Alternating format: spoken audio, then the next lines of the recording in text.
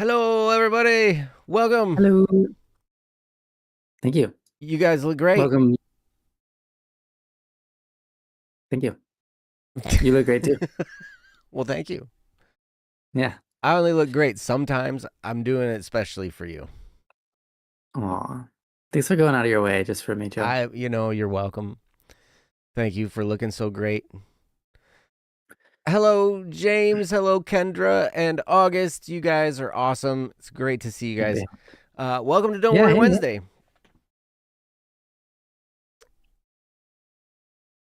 Huh? Yeah, I said, hey, welcome. I figure I'm talking over you because there's a bit of lag and so on. Oh, yeah, that's okay. No, there's not. I don't think there's that much lag, but Okay, that's maybe a good. little. Um, looking sharp. I know. Isn't Ryan looking Hey. super sharp now? He shaved his beard. He's got that. He's got a little bit of scruffy. Yeah. Yeah, these are really sharp. You don't I'm want to touch them sure. too much. I'm Okay. sure. Yeah, you Yep. keep your finger on them. Mm-hmm. Right.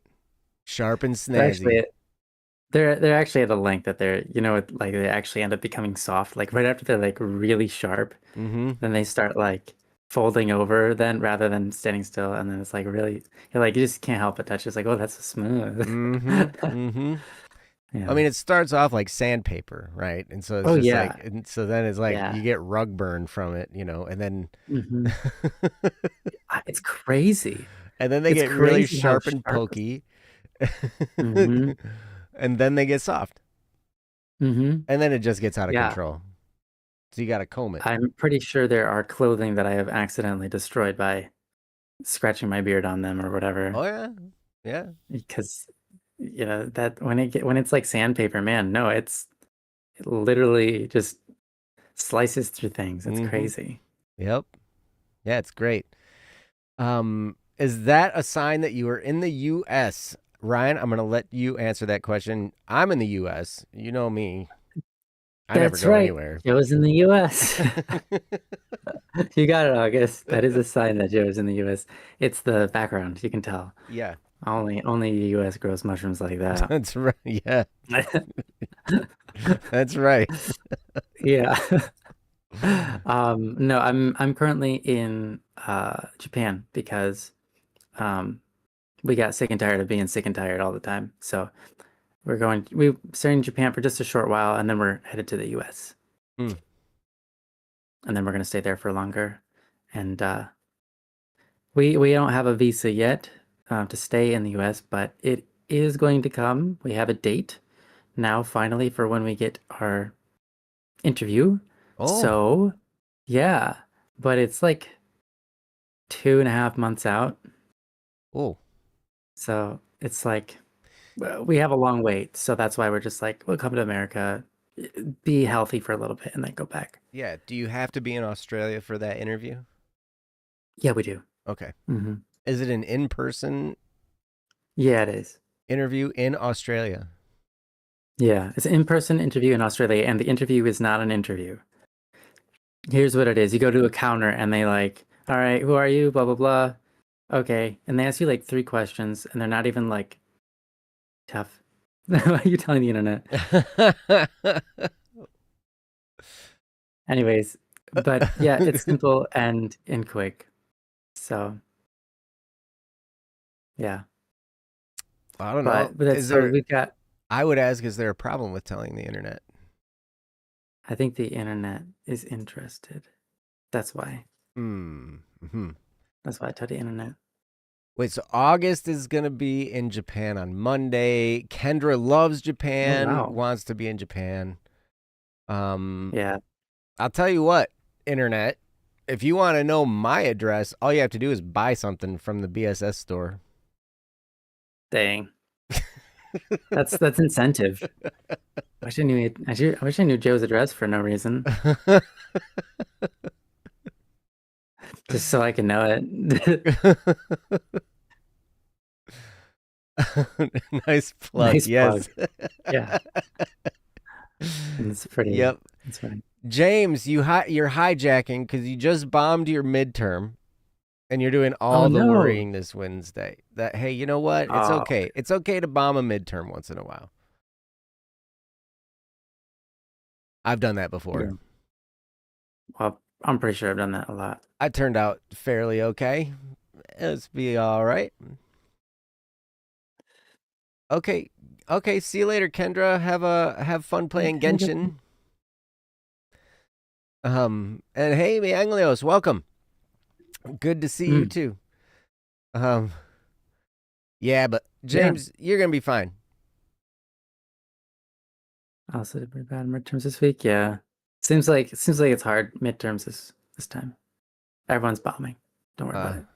yeah. It'll be all good. Going into the Genshin spiral. Nice. You know, Genshin's pretty cool. I played it a few times.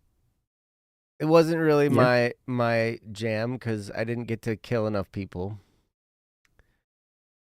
Did you kill any weird goblin looking things? Well, yeah, a few. Few. Yeah, just not enough. Yeah, it wasn't enough. Yeah. What I really need to get is like Doom Eternal or something like that. You know, like There you go. some kind of game where all you do is just shoot a bunch of demons all the time, and it's just crazy, gory, bloody shooting stuff. Why do the demons have gore and blood? Because it's a video game and it's not real. Oh, that makes sense. That makes sense now. That's right. That makes sense. Yeah. Now that I think about it. Yeah. Well, August had you had your second round of interviews today. How about that? Did they Oh, seem to go okay? Interviews can that's be good. stressful. I'm guessing is it for a job? Yeah, I'm assuming so. That's good. I'm so happy I quit Genshin. I don't even know my password. That's probably for the best. Man, people get into that game and yeah, they spend $1,000. Mhm. Did anyone else play or watch the new Resident Evil game? I have not. Mm. I've seen, you know, like ads for it and whatnot. Like I can't even remember what it's called, but Resident Evil, honestly, I remember when the first one came out. I think it was on PlayStation or PlayStation 2 or something like that. And I remember like I was legitimately scared playing that game Oh just yeah. because of the way they made it. It was there was so much anticipation and so much just like like you never know what's coming around the corner. A lot of horror games Mm. I'm not really scared. I'm just kind of entertained, right? But or frustrated. Like I played Dead by Daylight and that game just makes me upset. Like Fair enough. I felt so bad because I like gave them this scathing review and I'm like yelling at their support team and whatnot and I'm like, emailing them and stuff. And they're so nice. They Oh man, responded quickly and they were so nice and I was like, "Oh man, I was such a jerk." I'm sorry. But your game makes me that's good mad. though. Yeah, fair enough. So that's the game that has some multiplayer Mhm. and you like hang each other on hooks and stuff. Yep. Yep, that's the Yeah, one. that's gross. Yeah. I was just frustrated because it seemed to me like the survivors just like it wasn't any fun. Like you can't even Yeah. jump. Like come on. Y- Like What's with that? I really I hate when I'm playing a game and I can't jump. uh-huh. Seriously. Yeah. Man, that is one thing. It's like every game needs a jump. Even if the jump does nothing for you in the whole game, like you don't need a jump. Hmm. Just give me a jump anyways. Right. Because yeah, Let me jump sometimes. game And without a jump just feels it's like why can my character not jump? What the heck? yeah. Mm-hmm.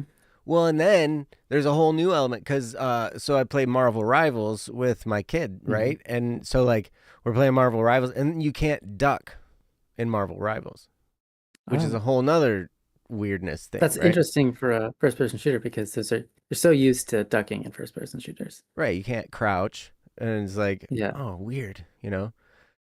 But Huh.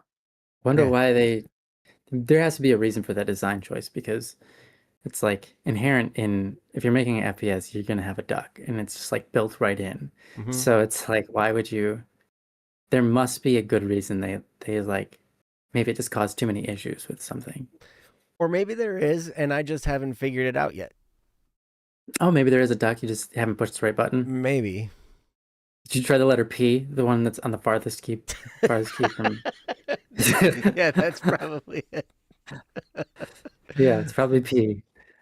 Yeah, right. Mianglios. I know you play Marvel Rivals, right? And so, like, there. Yeah. Have you? You never noticed there's no duck? Hmm.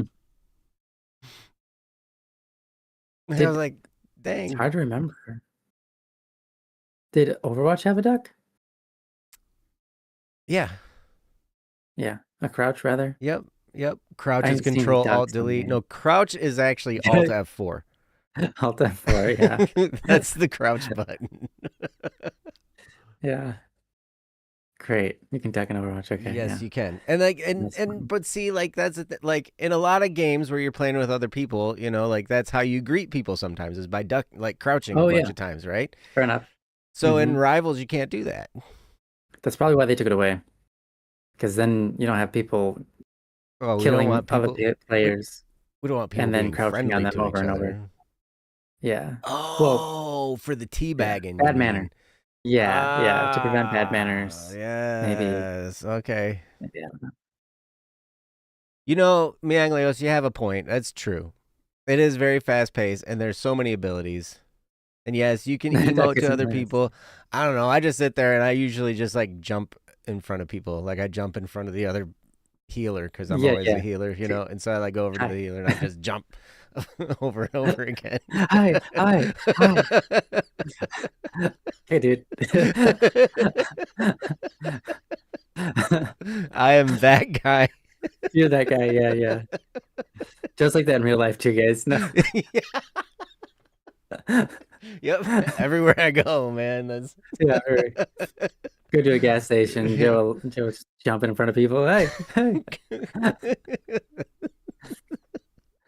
That's hilarious. yes. So anyway, welcome guys. Welcome to Don't Worry Wednesday. This is a show we do on Wednesdays. We're glad to be here. We weren't here last week, but we're back. Hmm. And we're glad. It's great to be here. It's Yes. great to talk to Ryan and hang out and spend this time with you guys. And yeah, but this show's all about you guys, your topics, the stuff you guys give us to talk about. If you have anything you would like us to talk about, you can go to don'tworrywednesday.com, click the submit a topic button, and fill out the little form, and we'd be happy to do your topic. You can also submit us a topic in the chat. We'd love to talk about whatever you guys want to talk about in the chat too. There so far have been no topics that we have not been willing to talk about, I think.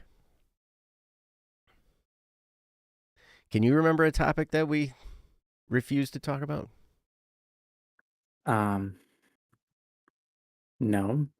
Yeah, me neither. I mean, there were there were topics that we put on hold for a really long time because Mm-hmm. they were silly. Mm-hmm.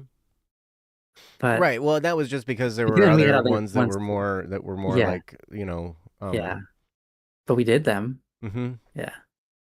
But it was just like, yeah, we prioritized like people having like issues over how do you build a sandwich or something. Mm-hmm. Yeah. But yeah, Can we've done every topic we've ever gotten, mm-hmm. unless it didn't come through. Yes. As speaking of, unless it didn't come through, I think James is the one that for some reason always has an issue.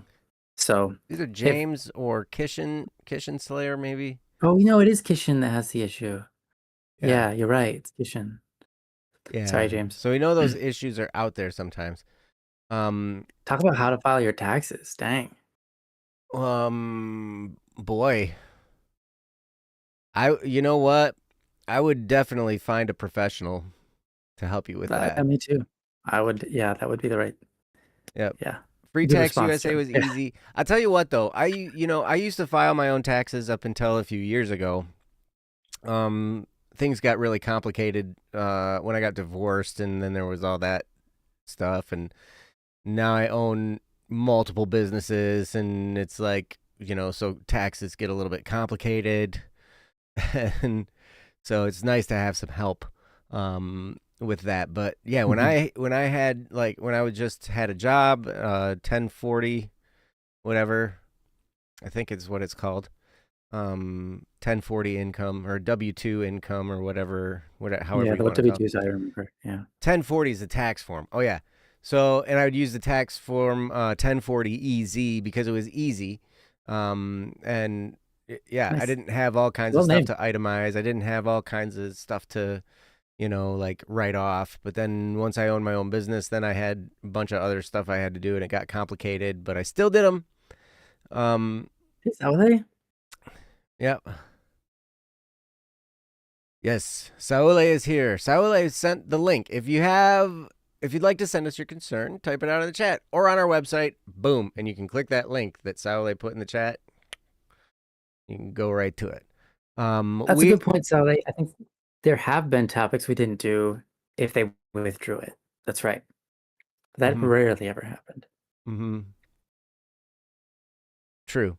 Um, yes, we are not professionals. We're not professional therapists or counselors. We're not professional doctors, lawyers, attorneys, anything like that. We are not a substitute for professional advice.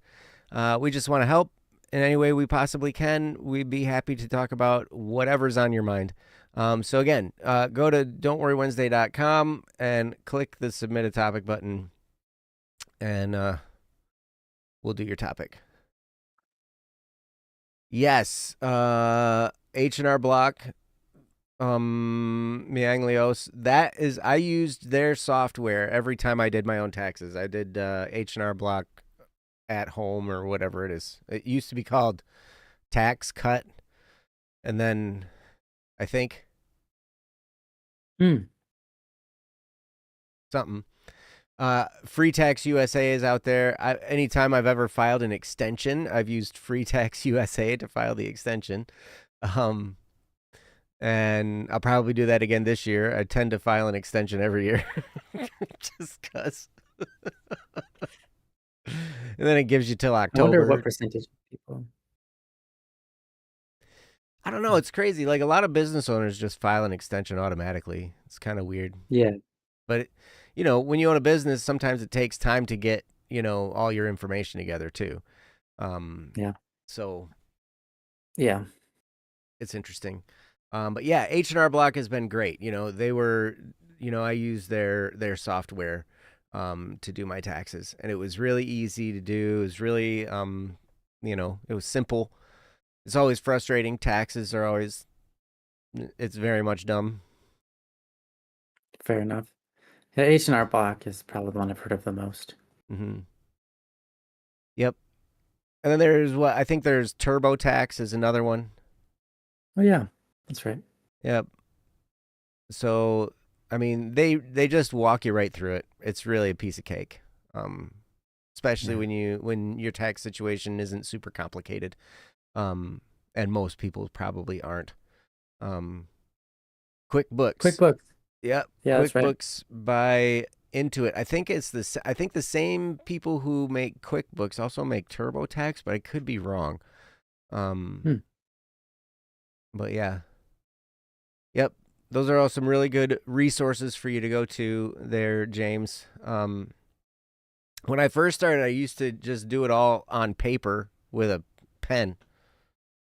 I'd go Hmm. down to the post office and I'd get the tax forms and I'd handwrite all my stuff in the tax Yeah. forms.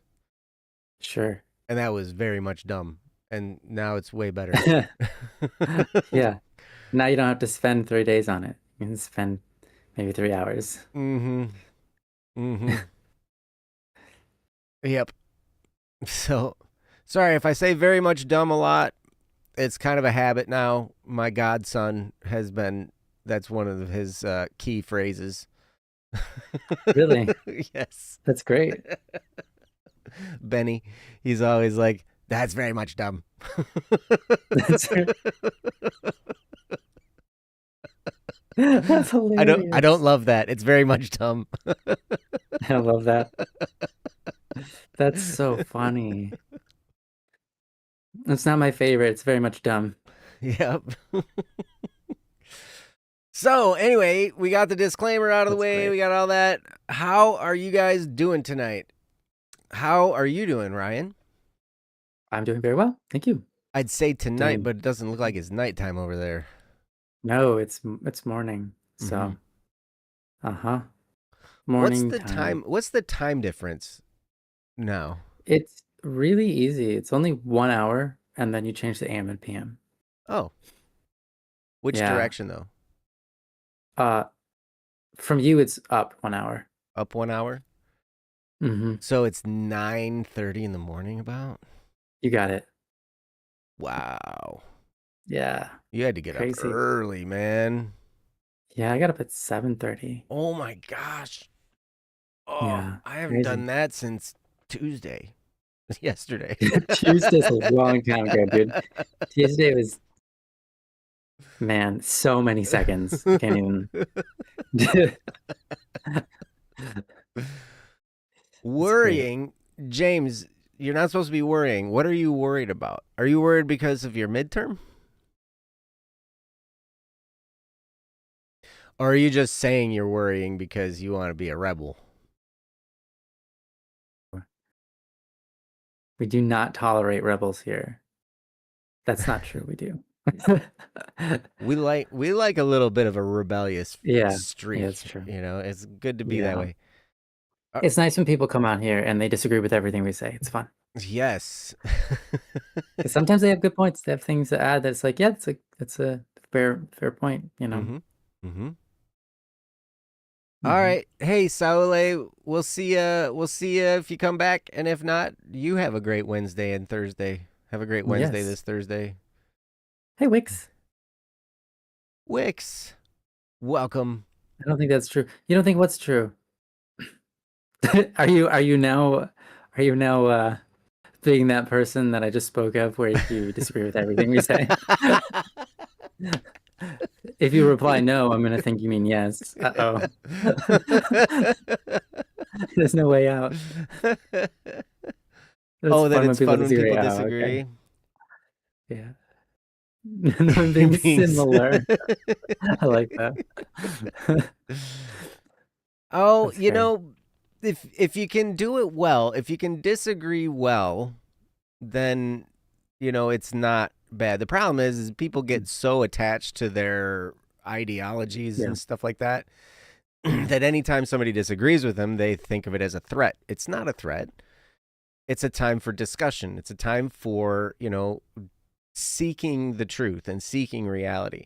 And Mhm. disagreements can really help us do that. That's one of the biggest problems I have with like politics in the United States is people are so Yeah. polarized. And, Yeah. and I was having this conversation with my buddy. I've been on the right of politics and I've been on the left of politics, both sides. And now I just am not on either side. I'm like, you guys are all being silly. Like, and that doesn't mean I'm a centrist. I'm just like off the map. Just yeah. I'm still a U.S. citizen. Just I'm not on the Yeah. map. Yeah. So yeah, because I Wait, think, you're right though. It isn't always fun. Sometimes it's mm, a bit well, yeah, a bit sometimes it much. can be stressful. Sometimes your blood pressure Mhm. can go up and all that kind of stuff. I mean, I Yeah. remember, I remember this bandmate I had. This was when I was when I was heavily leaning to the right, and I had a bass player who was heavily leaning to the left, and we'd have band practice, and then we'd go sit in his hot tub for like 4 hours, and we'd talk Mhm. politics in the hot tub, and we would just have some massive Would you say it was discussions. heated? It was a heated argument. Yeah. It Would you was a say that very the hot tub heated was heated? discussion. Heated discussion in a heated hot tub? That's great. Yes. That's a perfect place to do it. Well, the It thing really get was, you sweating. like, this is where I discovered that no matter where you line up, most of us want the same stuff. We want the same Mm. type of life. We want to live in peace where there's opportunity and where we can, live comfortably and have a safe place to be and raise a family if we want to do that and all that, we want the same things. It's just that we're sold by either side that this is the way we get there, and so like it creates this fight. you know? And so what I Hmm. discovered was like if you're on the left, the enemy is not the person on the right. And if you're on the right, the enemy is not the person on the left. The enemy is the fight itself. Hmm.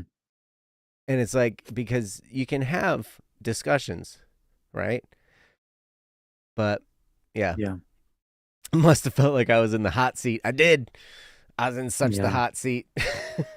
That's awesome. It was very comfortable though, you know. I love hot tubs. Yeah. Oh, me too. Hot tubs are great. Mm-hmm. Did you see Jesse's hot tub?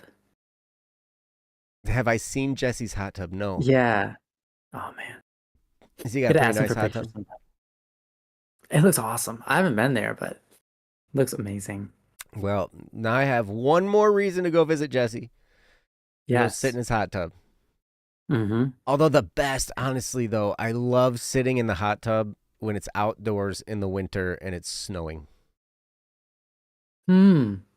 I bet you could make that happen. Well, you can't make it happen, but I mean, you could go there maybe on the right date because Mm-hmm. it does snow over there and it is outside. Very So, rarely does it snow down there. yeah. Mm-hmm.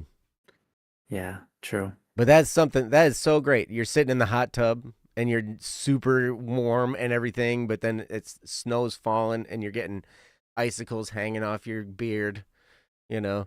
Wow. Okay. How does your body deal with that? Man, that's extreme. Well, there's enough steam coming up off the water that your head doesn't get cold, right? Okay. Got it. But Okay. yeah, so you don't feel cold. It's an interesting experience. I don't know, Mm. it's fun. But then how do you ever get out? That's what I want to know. How do you ever get out of that hot tub? You get out Because, very, man, very quickly and very very carefully. quickly. And you run. But you got to be careful because it's a hot tub and there's water and moisture all over the place. And so all around it, there's ice. Oh, it's ice. Ooh, yeah. So Wow. you got to be careful while you're being quick about it. Mm, yeah. It's best to have some kind Wow. of footwear, whether it's like flip flops or Crocs or something, so Hmm. you don't have to like walk on the ice with your bare feet. But yeah. Wow. Maybe you can get like a bunch of heat packs, like and just tape them to a towel.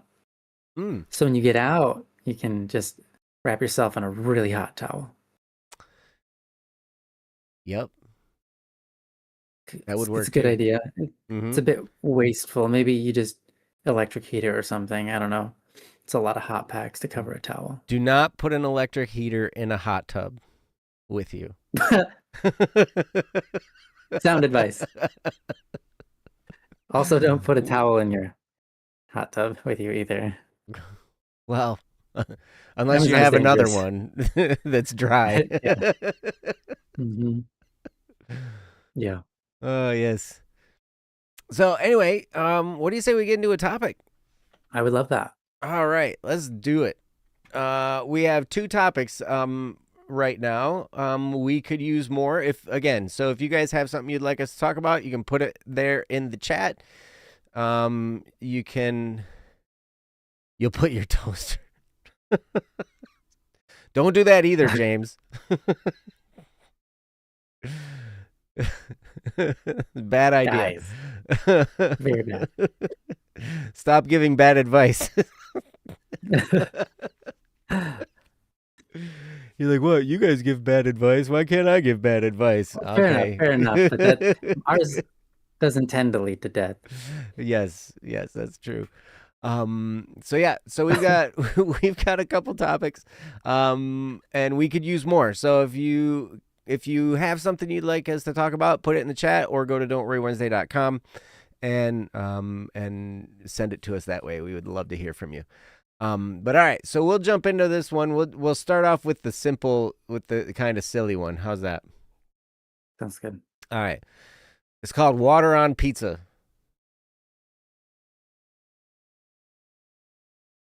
I gotta open it. That is an Why can't I interesting open it?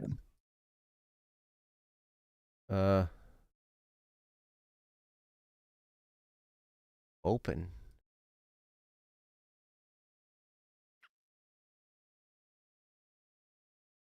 Edit. Well, see, now my team's is messed up. Yeah, earlier today, my Teams was just blank. All right, I'm Couldn't closing even. Teams and reopening it. Yeah, let's hope that works out. Teams. There Come we on, go. Teams, you can do it. Got it. All right. Ah, all right. Okay. Hey, switch to your phone, James. Yeah, For do that. for a better experience on the phone, switch to Don't Worry Wednesday on the phone. Wow, you said it. You heard it here first, guys. I did. I'm so good. All right. So this comes from Beanzer, and here is the Huh. topic. I will put it up for you. Opinion on water on pizza. Okay. Kind of what are we talking about? That's a great Is question. that the full? Was that all of it? That's it. Okay. I can't remember that one. Opinion on water on pizza. All That's right. that's the thing. So yeah. That's funny. So, so Beanzer, that's an interesting question. I appreciate the question. Um so I'm more interested in where the question came from at this yeah, point. like Has this happened to you? maybe. I mean, because when I first read it, what went through my head was like having water with your pizza, like because that's always kind of weird. Like when you eat pizza and drink water with it instead of like Mm, soda or something, you know, okay. it's just kind of Yeah, weird. it's But just then not. it said water on pizza, and I'm like, wait a second. So like soggy pizza? Yeah, that's Let's just said it at the Yeah, same time as you said it. Soggy pizza? yeah. I know. You That's know, what. guys, I've had some pretty watery, what do you call that? Tomato sauce on pizza, but I don't know if that counts. Tomatoes have water in them, so I Mm-hmm. guess there's already water on your pizza. Mm-hmm. Just, not in abundance that it looks and tastes like water on pizza. Yeah. And I mean, Yeah, fair I enough. guess if you had pizza that was kind of dried out, you might want to soak Mm, it a little bit and make it a little bit there you go. soggy again. You know, like. Okay. So, like, if you have got a really dried out pizza and you're trying to, like, rehydrate it, yeah, you can put, like, a cup of water in the microwave or in the oven, and Mm-hmm. you can microwave or oven your pizza. Mm-hmm. You don't even have to put the water on the pizza. You just have to have it take kind of a steam, and that will help rehydrate it, and it will kind of make it more soft, but it's still gonna be stale. Mm. Mm-hmm. It's like soft and stale at the same time. That's And it weird. only lasts for like I don't know, like 10 minutes. Like you got to eat it fast Mm. because if you take too long, it will just turn hard again. Hmm. Yeah. James says, doesn't all food have water in it? And I think you're probably right, James. I think all food has water in it somewhere. Probably. Somewhere in Yeah. the making process. Even these chips that I have that are really dry and crunchy, Hmm. they probably used water in the making of those chips. I mean, even if someone made the argument that you could have food without water in it, by the time it gets to your mouth, it has collected water, especially from your mouth. So Mm-hmm. before you even digest it fully, you've got water in your food. So I don't know. I guess there's water in all food, yeah. Yeah. And Noah, I'm kind of with I just you. can't imagine this. I'm kind of with you. I Yeah. can't imagine it's enjoyable to have water on pizza, but whatever floats your boat. Well, whatever floats your pizza in this case. Yeah. I mean, if you're eating pizza in a boat, there's a good chance you might get water on it. Oh, yeah. So that will be, hey, I mean, people have sardines. It's like fish, water. It's about the same. Mm-hmm. Hmm. Well, and you put Yeah. anchovies on pizza, and those come from the water. Yep. That's right. I So mean, I guess my take on it is, I wouldn't do it, but I've seen competitions where they stick like hot dogs and stuff in water and hamburgers. I could mm-hmm, imagine them doing that with pizza. mm-hmm. So my opinion So you is can eat it not really for fast. taste. Yeah. Just I wouldn't do it for efficient taste, eating. but yeah, it might help you with efficiency. I That's will my take say, on it. you know what does go good on pizza? What's that? Squeeze cheese. Is that squeeze cheese? That's great, Joe. Do you ever do you get like a sauceless because you don't like the tomato sauce? Right. So like sauceless, cheeseless pizza, so you can put like your own squeeze cheese on it. I don't think I've ever had a cheeseless pizza. Oh, okay. Never a cheeseless pizza. But yeah, I'm not a big fan of marinara sauce, pizza sauce, spaghetti sauce, any of those Italian sauces, and Hmm. the tomatoey sauces. Yeah, so a lot of times I'll get barbecue chicken pizza because it's got barbecue sauce on it instead. Hmm. Or I'll go to a place like Blaze Pizza. You guys have Blaze Pizza around you? I know. I know of it. Have you ever been to a I've Blaze been. Pizza? Yeah, I've been to a place pizza. Okay. Where it's just like it's like the Subway of pizza, right? Where they just like Yeah. you tell them what you want on it, and then they cook it for you, and it's great. But yeah, they're always like they're just in the habit of putting sauce on everything, right? And so they Whoa. scoop up the sauce and they're like, you want sauce? What kind of sauce you want? And they scoop it up, and I'm like, I would like no sauce, and they look at me funny, like It had to take time to register. like What yeah. did you say to me? Hold on. And I'm like, yes, Restarting. please, no sauce. Yeah. Yeah. There's a Blaze Pizza near where you live. You know what? Nice. I'm a fan. I like Blaze Pizza. I think I've only been there once. Mm, it's good stuff. Good stuff. But I can't imagine I'd ever like dip it in my cup of water. No, not on purpose. I could imagine I spilled water on my pizza or something, but never. Yep. Yeah. In fact, I've done that before. Oh, how was it? It was not all that great. Cause you know, Okay. like used to go to these places where you'd sit down to eat pizza together, right? Yeah. And they'd come and they'd bring a pitcher of water and they'd set it on the counter or on your table with you, you know, whatever. And then, Uh-huh. you know, you'd get all your other drinks too. And then they'd have the pitcher of water sitting there. And like half the times I went, you know, somebody would spill the pitcher of water. Half the times. Wow. That's a lot of It spilling of seems like a water. lot. It seemed like a lot of times the water got spilt.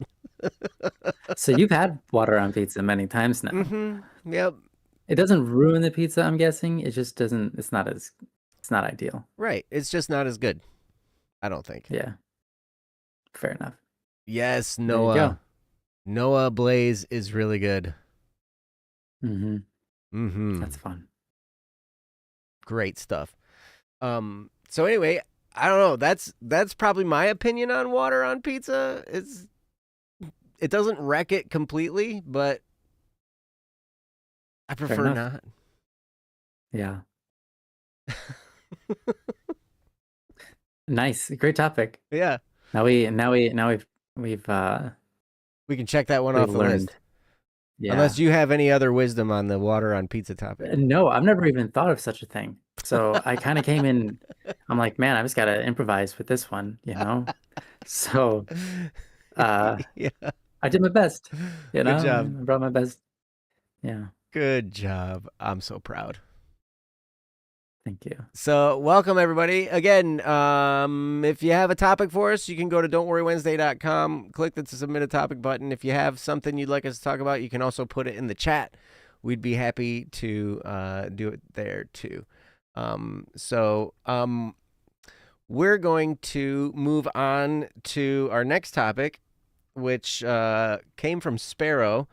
Sparrow. Yeah, this was before. So the last show we did a topic from Sparrow. This topic actually predates the one from last time. So this particular situation for Sparrow has been resolved. However, I was like, you know, it's a really good topic. It'd be really good to do anyway. So this is a topic about relationship issues. And and so let's see. Let me get it all set here.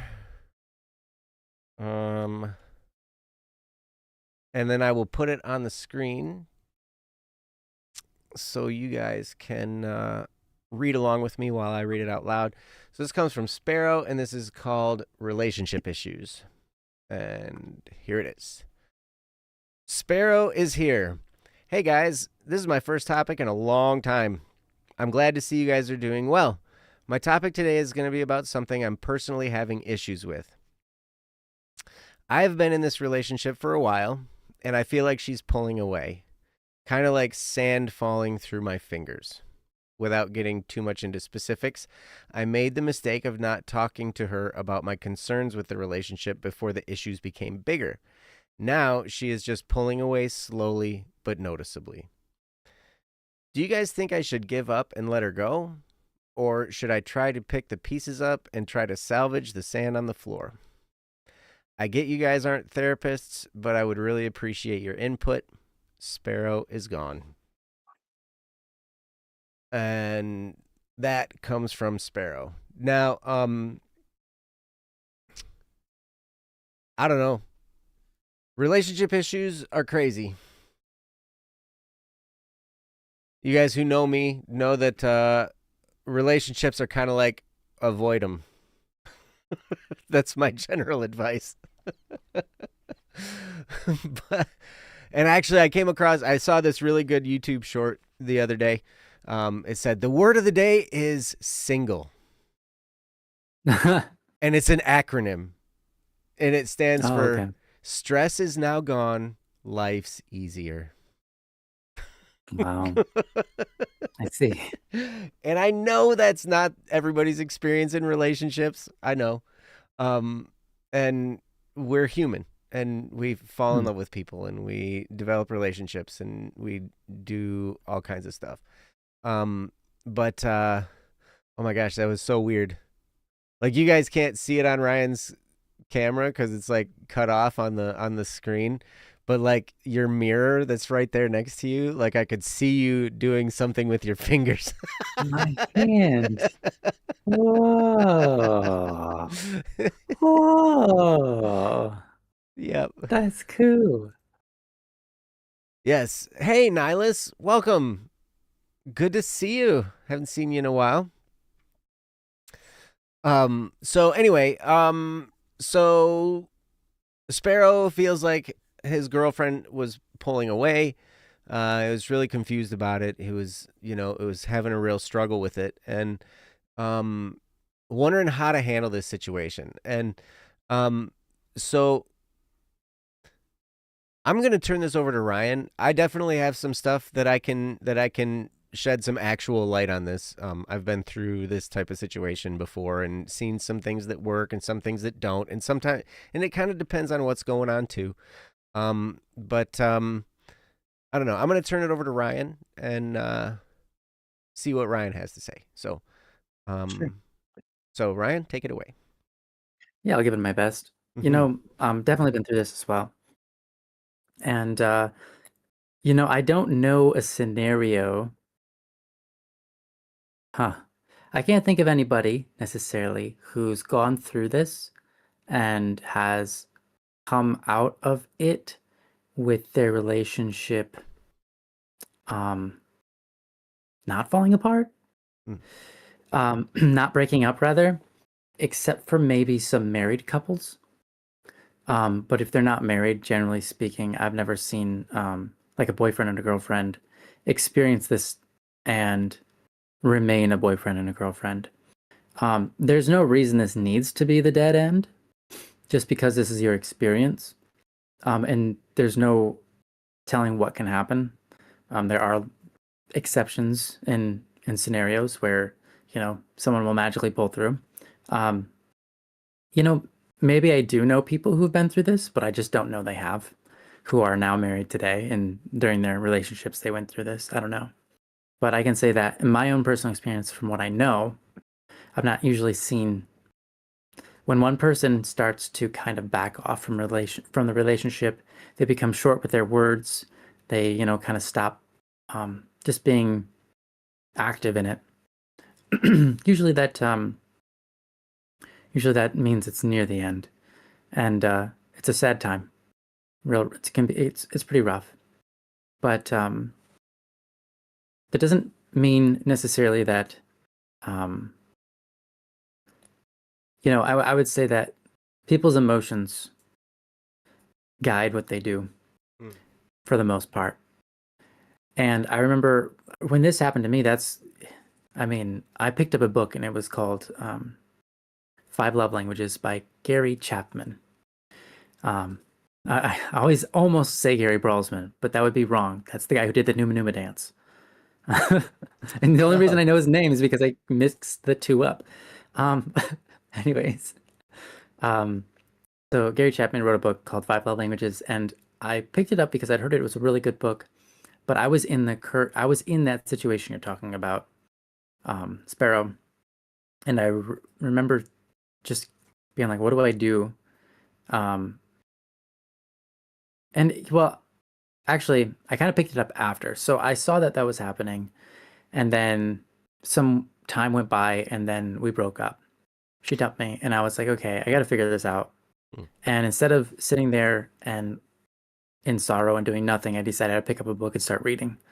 And so I wanted to fix it. I wanted to figure it out. I wanted to understand. And so, and they weren't going to explain it to me because they didn't understand it either. Because I remember in my scenario, obviously, which is different from your Sparrow, but I remember in my situation, I was like, talked to her and she was like, I still care about you. I just don't, I just don't feel the same way I felt before when we first started dating. And I was like, okay, yeah. Um, which, it makes sense. Over time, your feelings would change. But I was just like, so you still care about me, like, and therefore you like still love me, but you just like, what does that even mean? I don't understand. So I picked up this book anyways, started reading it, and I learned a lot. It was very helpful. And one of the main things I learned was that um, one of the main differences between a relationship that lasts forever and a relationship that doesn't is whether people are just going with their emotions. People fall in love, and that emotional high can last years. Sometimes it lasts a week, but there are many cases where it lasts 2, 3, 4 years. And during that time, your emotions are such that, like, you get great dopamine hits, every time you're with the person or thank you, sweetheart. Um, I love you too. And you get these, like, what you're doing is out of impulse. Like, I'm going to go do this for them because it's going to make them happy, right? But the reality is, you're not doing that for them because it's going to make them happy. The reality is, your emotions want that interaction.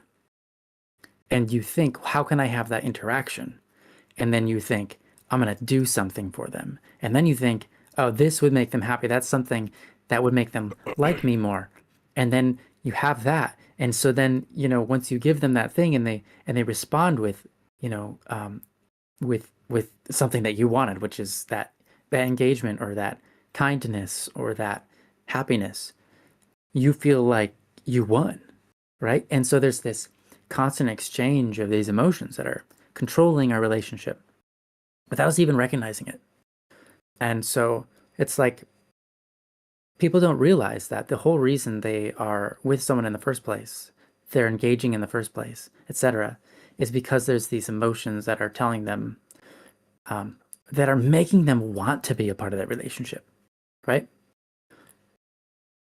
And so when those emotions fade, which they do over time, as all things do, um, you're kind of left with no, if that's what you've been doing the whole time, like just following that emotional pull, uh, you're left with nothing, like no reason to interact, no habit of interacting for without your emotions. And so as soon as your emotions are gone, you just kind of, you have to make a choice. You have to decide, am I going to remain active? Am I going to remain loving? Am I going to engage with this person still on purpose? Or are you not? And the problem is most people don't even get that far. They don't even have that question happen. Mm. They never even notice. They just think, oh, I guess I just don't like them anymore. In many cases, it's even worse. It's like, I think I like someone else now, you know? Mm-hmm. And that's really sad. It's really rough. It's a really rough time to go through. And so, um, when this happens, the answer isn't to try necessarily to try harder on your part. If this ever happens, I mean, obviously, Sparrow, maybe this is still worth learning from, because life is still going to happen and you're probably still going to have a relationship to manage at some point. Um, and so if you find yourself in this situation again, and this can happen even with your friends, doesn't have to be romantic. You can fall out with your friends for this reason. You could be hanging out with friends because of an emotional pull, or they're hanging out with you because of an emotional pull. They see you in a certain way or a certain light, and they just really want to be around you. And then at some point over time, that friendship kind of just fizzles out because those emotions are no longer pulling on them. They're no longer like, oh my gosh, I can't. It's like even with a friend, you can be like, oh my gosh, I can't wait to be around that guy. They're awesome, you know? And then over time, that sort of just naturally goes away. And it's not like, oh my gosh, I can't wait to be around that person anymore. It's like, it's like, well, yeah, they're just who they are, and you don't see them a special way anymore, right? And so there are things on part of someone who's experiencing that. There are things you can do to rekindle that fire, um, even in a friendship. Um, there are things you can do to hype yourself up if you need to, but in the end, I think a lot of it is just choice. What are you going to choose? And even choosing to even even rekindling that fire is a choice you make. It has to be. There's no other way around it. It's not just going to spark on its own, generally speaking. But if you're in the position where uh, you're the one noticing the other falling away, like the topic, um, your goal should not be necessarily to attempt to show more affection or engage more. Mm-hmm. Um, And it also shouldn't be to play a game where you're trying to run away so that they get that spark back and chase you like you're playing a game. I would say what you want to do is talk with them and figure out the emotional side of it and figure out if you guys want to continue forward, because that's your only chance. From any angle I can see, that's the only chance, that's the only way, is to have a real discussion about the problem, about the falling away thing. And first of all, the first thing you should do is normalize it and say it's okay, it's normal to experience this. Everyone experiences this at some point or another with someone or another. And so to kind of make it not a big deal to talk about it is important. And then to talk about it and just say, hey, so what kind of choice are we going to make? And I understand you want to think it over. And I imagine that you probably are, like you probably know going into it that the answer is probably going to be to let go of you because, I mean, they don't have a reason to be with you, or else they, like, at least emotionally, right? Um, but if you're really lucky, they will step aside from their emotion and recognize the good that you are and the good that the relationship brings and the goodness in their life that that bond can bring about, and that their life can flourish more with you than without you. If you're really lucky, that will happen to you. And it won't matter whether the emotion's there or not, because they can see the goodness and recognize it and say that's worth staying around for. And it's also important to know and explain this to them. Those emotions are emotions. So yes, they only last for some time. But guess what? Like all emotions, they can come back and they can cycle. They can come and go and come and go and come and go. Um, so it's not like, well, if you choose me, you're going to be trapped forever, always being sad. It's not that way at all. It's it's just a recognition of right now it's me, or it used to be me, and now it's somebody else, and then it's going to be someone else again. Or it'll be me, and then it'll be no one, and then it will be me again. And you get to decide whether you want to live that life of bouncing around If I'm good enough and you want to stay with me, then pick me. But if I'm not the one for you, I don't want you to be trapped here. Because the reality is, you wouldn't want that for someone you loved. And if it isn't a good match, if something good isn't coming out of it, then it's probably not good to have. And just try to stay there when it's not good. It's not important to try to make things work always. Sometimes it's better to look for where there's more good. And sometimes there's more good by breaking something off. You know, it's not like your relationship was so bad that it was like smoking a cigarette, but quitting smoking can be good. It can be better than the alternative and choosing no, I had to stick with cigarettes. But that's just a rather shallow example of something in life that, Mm. you know, having pleasure is a good thing. It's fine. There's nothing like inherently evil with pleasure, but how you pursue it and what it entails can be bad. And so there are many good things in life. Playing video games can be good for you, but playing video games can be bad for you. It's a matter of where you are in life, and it's a matter of if you're addicted, and it's what kind of what's the game sending into your brain. All of these things matter. And so things can be good and things can be bad, and they can be mixed, and most of the times they're mixed. So you have to kind of figure out, are we going to work through this and go through the mixed bag, pull out the good and fix the bad? Or are we not the kind of couple that can do that? If you're not the kind of couple that is willing to enter that mixed bag of goods and bads and talk about the bads and get them solved and figured out, if you're not on that level, I don't see any chance of making it through this, Mm. a scenario like this, because you have to be willing to have those deep conversations. You have to be willing to be vulnerable and say, like, yeah, this is where I'm messing up. This is where I need to fix things. You have to be willing to like enter that dark area of and pain, because the thing is, those are vulnerable spots. They're painful spots to go into that mixed bag of especially the bad parts and talk about them. And right now, what you're experiencing is a bad part, Mm-hmm.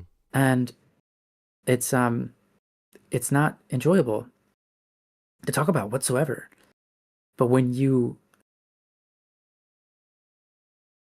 have victory over it, there is a deep joy in that, and there's a joy that like makes your friendship. And I will say friendship, even in a romance, it makes your friendship with that person so much stronger, so much more beautiful, so much more depth, and like you can trust that person. If you go through, if you don't have hard times with someone, and you never reach into that bag and pull out the bad and talk about them, how can you trust that person? Mm. You know, That's a good point. it's like yeah, you can't, because you don't know, you've never been there. But when you go there and you talk openly about the pains, and it's like, I've done this wrong. It's like, you think when you admit to doing something wrong, it's like, well, now they can no longer trust me because I admitted to doing something wrong. But if you talk about it and you resolve it together, you feel like, yeah, we could work anything out. Man, I trust this person. They're even willing to like open up about this kind of stuff with me. It's like that deepness of trust really, I mean, I feel like that trust is not only like needed to make any real relationship work. I think it's also needed, especially for this situation to work. You have to have a really deep trust to go, okay, I'm going to believe this person that these are emotions and that they're coming and going. Okay, that takes a lot of trust. To say, all right, I'm going to not follow my instinct and not follow my emotions this time. I'm going to try to see what is beautiful and good about this. It takes a lot of trust, because you have your instinct and your emotion, and they're good, and they're there for a reason, and you should listen to them. Right? And so it's not like you're not trusting yourself. Like, oh, I trust them over myself. That's not really what's happening there. You have to remember, your emotions are a response. They're a mechanism that is a subconscious response, and they're trained. They're trained responses. And some of them are trained responses that eventually fade over time, and then they're no longer there, right? Or maybe they're not necessarily trained. Some of them are biological. They're just innate to being human, you know? Like the whole falling in love thing. I don't think anyone's trained to fall in love. It just happens, Mm-hmm. And then when you fall out of love, doesn't mean anything's gone wrong. It just means that the emotion's done. It's dried up. And it doesn't mean it's gone forever. So these are things to talk about with them and really work out and establish trust in. And it's a hard thing to do. But again, I would say your goal is not to try to please them more. Your goal is not to try to make it so that it's easier for them. Your goal is not to try to make it so that you look more attractive. None of those. Your goal in this scenario is to really lay it out on the table, be honest as possible with each other, and figure out where to go from here because you want the best for everybody. And that's their conversation and digging into that mixed bag of goods and bads and just being willing to be vulnerable and to be crushed and potentially get something out of it and and hope for the best. But yeah, that's what I've got on this. And that's why married people who are married, like I said, people who are married, I've seen them go through this. But they've got that level of trust, they've got that. Not everybody who's married has that, by the way. Yeah, Just some some marriages aren't people. like that. Yeah, some marriages aren't like that. I would say most marriages are unfortunately not like that. Most marriages are two people stuck together, and it's really sad. And it's like you guys could have so much more if you were willing to just enter that vulnerable area, but not everybody's willing.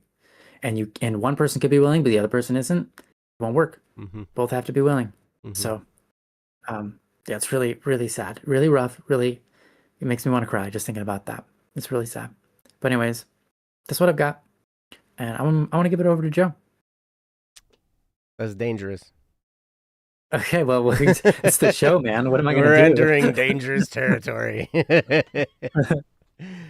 that was great advice, Ryan. And Yeah. I think you could go back and listen to that because it's spot on, you know. Um I don't know. I talk a lot about being single. I've been a little bit jaded by relationships. And of relationships. And it was funny because I was talking to my friend Kate, who she's kind of like a coach to me, and I'm a coach to her. We kind of coach each other through stuff we're going through, And one of these she was there like the whole time I was going through my divorce and leading up to Mm-hmm. it and all that, and it was, you know, so she's asking me about, my relationship life and, all kinds of stuff. And she's like, so what are you afraid of in this, and and I'm like, honestly, my biggest fear isn't that I'll find someone that treats me poorly, because I know what red flags to look out for now.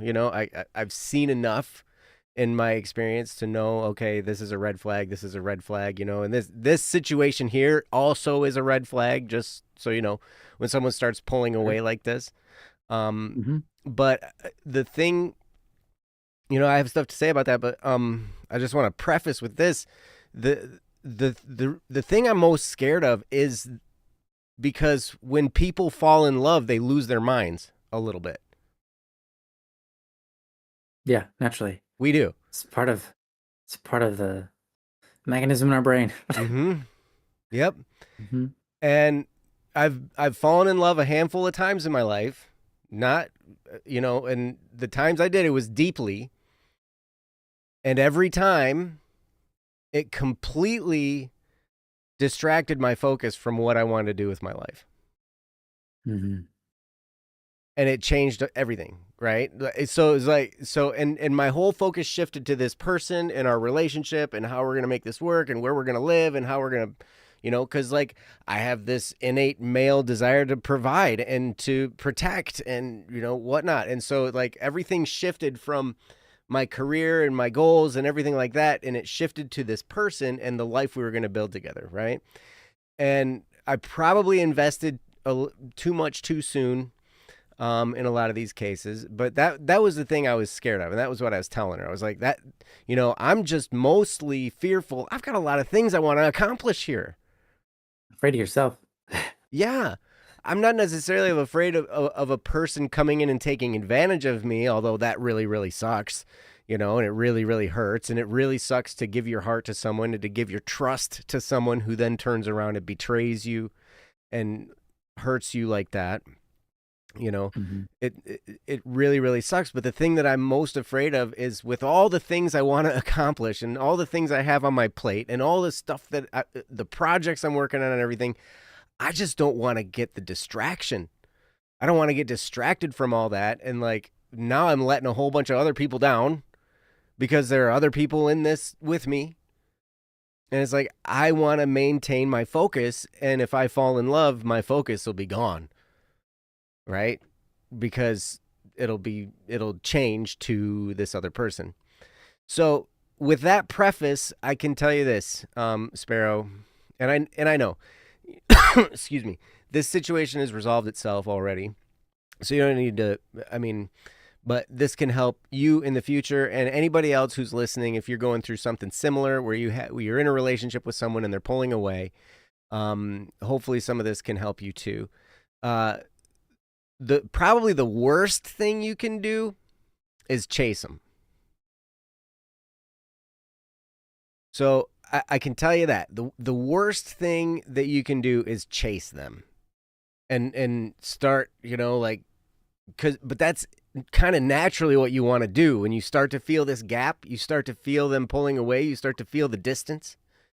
What we want to do is close the distance. We want to get back to that, the togetherness. And so we innately want to chase them. We innately want to ask, we want to ask a bazillion questions. What's going on? Everything, something doesn't feel right, blah, blah, blah, blah, blah. And that's the worst thing you can do. Because what it does is it puts you, when you're in a relationship with someone, you should be kind of on equal footing, right? But when you do that, when you start chasing, your footing goes way down. Mm-hmm. And all of a sudden, they're in control. In relationships and in sales and in any type of situation where there's influence involved and stuff like that, the person who has control is the one who's willing to walk away.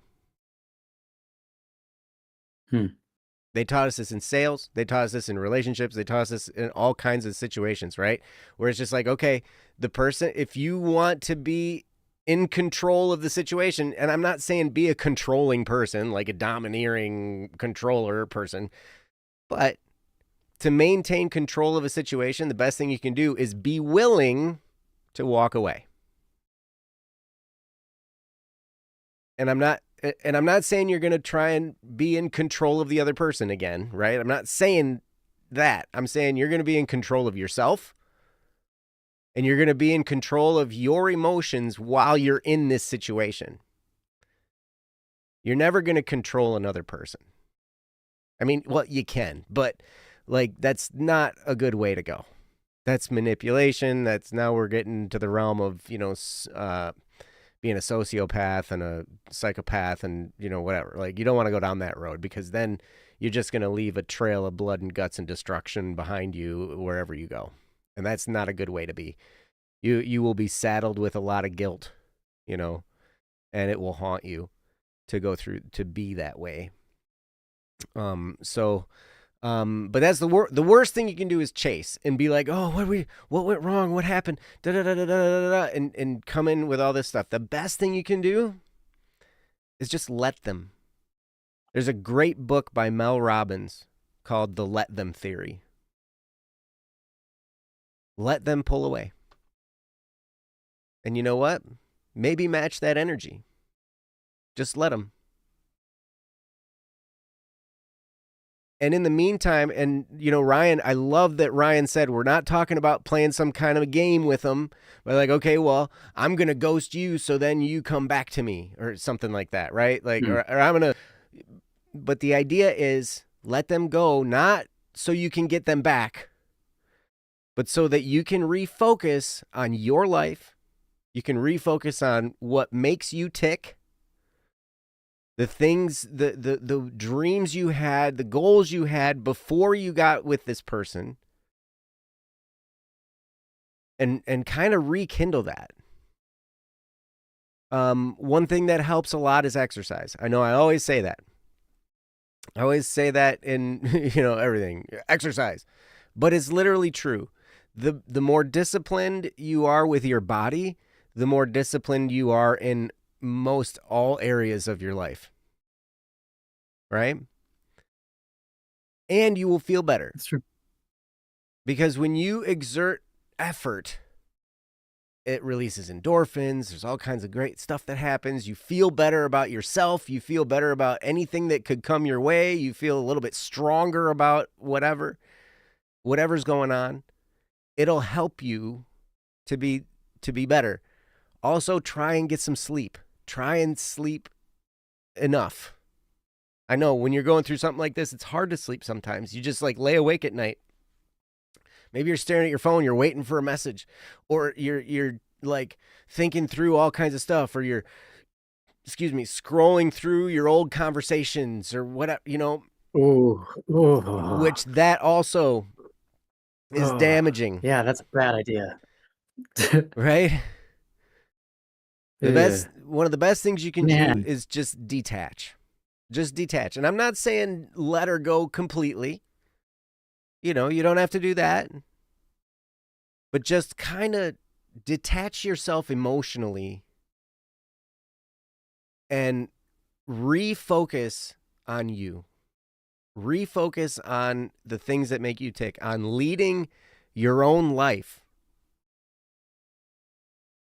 And there's a chance, actually, the chances are better when you start leading your own life and you start re-engaging with your goals and your dreams and your hopes, and you start moving back in that direction again. You will gain confidence and you will gain perspective and you will feel more disciplined and stronger. And your chances of them coming back is better in that scenario, like 1,000,000 times better than if you chased and, subverted yourself and came after them and all that kind of stuff, right? Now, in all these things, I'm not saying to be unkind. I'm not saying to turn into a jerk. And I'm also not saying to be completely cold with them either. But one of the best things you can do is just shift your focus, shift your mentality. And it's so hard because these things cloud our brain, when we're in some kind of pain, whether it's mental or physical or emotional, any kind of pain comes in, and it's all we can think about. It's all we can, focus on because it hurts. Mm-hmm. And my it's not so famous, but one of my favorite sayings now is the problem with pain is that it hurts. Right? Because here's the truth about pain. Pain can bring a lot of good things. Pain can help us see where something is wrong, so we know where we need to heal, or we know where we need to get better. And through pain, we can discover that. But the problem is it hurts, and so then we're just focused on the pain, and it's debilitating sometimes. And, heartache is the worst. The worst. It can be so incapacitating when you're heartbroken. And I'm sorry for that. But yeah, I think one of the best things you can do is let them pull away. And this comes from Mel Robbins' books. She's like, she said, let them, but then also let me. Let me refocus on the things that are important to me. Let me maybe do an analysis. Are there any things that I've, let go of when this person came into my life? Are there any things where I have, have I agreed with them against my normal standards just to keep them in my life? you know, because people do that. I did that, Mm-hmm. you know. You let your standards slip a little bit in order to, Mm-hmm. agree with this person so they'll want to stay with you, right? But that just creates an inauthentic person, and your attraction value goes down because they were attracted to you the way you were when they met you. And then we want to keep them, and so we start changing ourselves all around to try and fit them because we think that's going to attract them, but they were already attracted to you the way you were in the first place. So get back to that. Mm-hmm. Hey, Twashu, welcome. Noah says, this is definitely a tough scenario, and I'm not old enough to have gone through this much, but I've always thought it's best to respect people's emotions. Nobody can control how others feel. Sometimes it's best to let life take its course. And then Nyla says, if you love her, let her go. From Passenger. I don't know who Passenger is. Is that a... That's the name of a movie, Oh, okay. Okay. I But it's think. true. Correct me if I'm wrong. You got to allow people to do what they're going to do and allow them to live with the consequences of what they do. Oh, it's a song. Okay. Ah, gotcha. I know that Okay. I know it's this thing I've heard 1,000 times, But and yeah, it's a saying as old as okay. life. If you love somebody, Mhm. let them go, or set them free. Yeah, set them free. Set them If they free. love If you, it, they'll if they if whatever. if they come back, it's meant to be, right, or something like Oh yeah, that. that's what I mean. Yeah. Like something silly like that. But anyway, yeah. So that's what I would do in this situation. I wouldn't chase for sure. Don't chase. And depending on how long the relationship, if I would actually say, unless you're engaged or married to this person,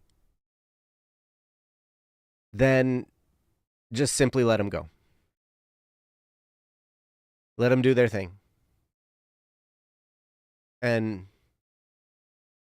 and then refocus your life on what you were going to be doing. What are the things that wake you up? What are the things that drive you? What are the things that make you come alive and come back to life? Because that's the best chance you would have if this person's important to you and you want to keep them in your life. One of the best things you can do is come back to life instead of turning into a simp by chasing them. You know what I mean?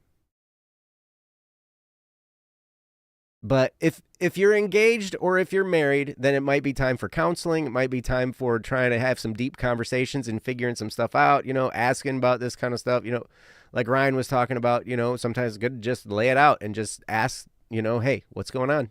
Is there something going on? And you can totally do that, but I would do it in a way that's not in a begging, chasing kind of mode. Agreed. Does that make sense? Just matter of factly, really logically, just like, you know what? I've noticed there's a change. And so I'm just wondering about it. And when you say it like that and not in, oh, you're gone so much now and you're pulling away and blah, blah, blah, blah, blah, like that is just, you're going to turn yourself into a simp, and then you're not going to like who you end up being, and they're going to be more and more repelled by you anyway in that case.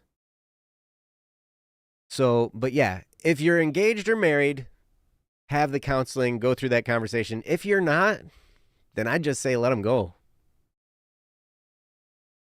Let them go and refocus your life.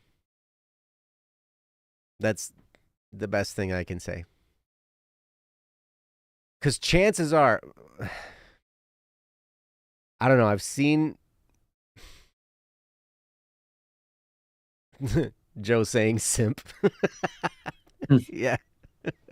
That's what I thought. No, at first when I heard Joe say simp, I was like, Joe saying simp. Did I say something wrong? Was this the right No, you term, said it right? right. It's just, yeah, you got it right. You did it. I'm just like, wow, I haven't even said that word. Well, but the thing, when you're a simp, you're so unattractive, Well, right? yeah. You really are. And so it's like, okay, so don't just get refocused on your life and be you. And I would say, man, this is tough, but and I'm surprised I'm not getting a bunch of backlash, to be honest. But um, I most of the time in this type of situation, there's somebody else. It is unfortunately true. Most of the time, there's somebody Most of else. the time it's someone. Yep. They're talking to someone else. They might not be like doing stuff with that other person. They might not be actively dating somebody else, but they're moving in somebody else's direction. They've taken a liking to somebody else and they're moving toward them. Mhm. Generally speaking, especially, well, if it's your girlfriend that's pulling away, chances are there's somebody else. If it's your boyfriend that's pulling away and you're the girl or whatever, then he might just be sick of you. But I guess it could go both Um, ways. She might just be sick of you too. I don't know. mhm. I've But seen it. I've seen it both ways. yeah, I've seen guys do it to girls, I've seen girls do it to guys. But yeah, yep. I don't know. I mean, I'm a happens. guy. I've only experienced this coming from women. So Very one-sided experience, Joe. What are you, a man? I know, yeah, right? living in a living a man's life. What's going on? I know, I know. But anyway, that's kind of what I got. Hmm. Ryan, did you have anything else about this? I mean, this is a I'll, tough situation, but yeah, I'll just say, yeah, in I don't think this is common, but in my experience, when I was pulled away from twice, one of them was interested in another person, one of them wasn't. hmm, So they just were like, just done with it, which is fine. And we weren't even like sick of each other or anything. It was just like, again, there was just no emotion there anymore. Nothing was compelling them to talk to me anymore. And hmm, so because of that, they just kind of read that as, I guess I just don't love you anymore, which is understandable. It's an understandable conclusion, if you will. hmm, And it's fine. It was better because now here I am, and this is great. hmm, Wouldn't have it any other way. But anyhow, um, the only thing I wanted to say was, Joe was talking about pain, and it's interesting. Everyone always you think about like pain. Pain tells you where something's wrong, and people always refer to the example of putting your hand on the stove. hmm, You know, hmm, you put your hand on the stove and it's hot, and you start to feel pain. Because you're supposed to take it off. hmm, But and that's a great example, and it's true. Um, sometimes you're climbing a tree, and when you're climbing that tree, you're gonna get your scratches. But if you're climbing a tree, you don't notice you're getting scratched up. And once you get to the top, you're sitting there for a while, you're enjoying the view, and then you realize, wow, wait, I'm all caught up. What happened? And sometimes when you're climbing a tree, that's what happens. hmm. And sometimes there's an adventure to be had, and you're supposed to climb that tree. And sometimes you chase an adventure, and you climb that tree, and you get to the top, and the only thing you can do from there is go down and climb another tree and enjoy the view once more. Um, it's hard to find one tree to settle in because the tree has to agree with you, you know, and that can be hard. But not that people are trees to be climbed, but you get the analogy. Unless it's I hope. Ryan. Ryan is a tree to be Yeah, climbed. I'm quite the tree. I'm a climbing tree, if anything. If I was a tree, I'd be a climbing tree. A short one. Yeah. It's still very climbable. Yeah. Um, Yes. Either that or maybe one of those trees you hug. I don't know. I could be one of those hugging trees. Ah. Yeah. You're a hippie tree hugging. Yeah. A little bit of a hippie. Yeah. Yeah. But anyways, let's see the Joker. Oh my. And also Smoker and a Midnight Joker. That's right. Oh my gosh. That's Pulling out that the was well played. classics. Dang Wigs. That's great. It's a good song. Uh-huh. Um, is that Steve Miller Band? It is. You're right. Nice. Hmm. Dang, I got one. You got one. Finally. Got one. Yeah. So anyways, yeah. Um, Joe was saying before that, during this process, it can be a good idea to kind of refixate, figure out what you're going to do with your life, with or without the person, Hmm. and uh, and go after it. And I think, pain helps us recognize the value of something. The reason it hurts is because the thing that's getting hurt is valuable, and that's true with relationships.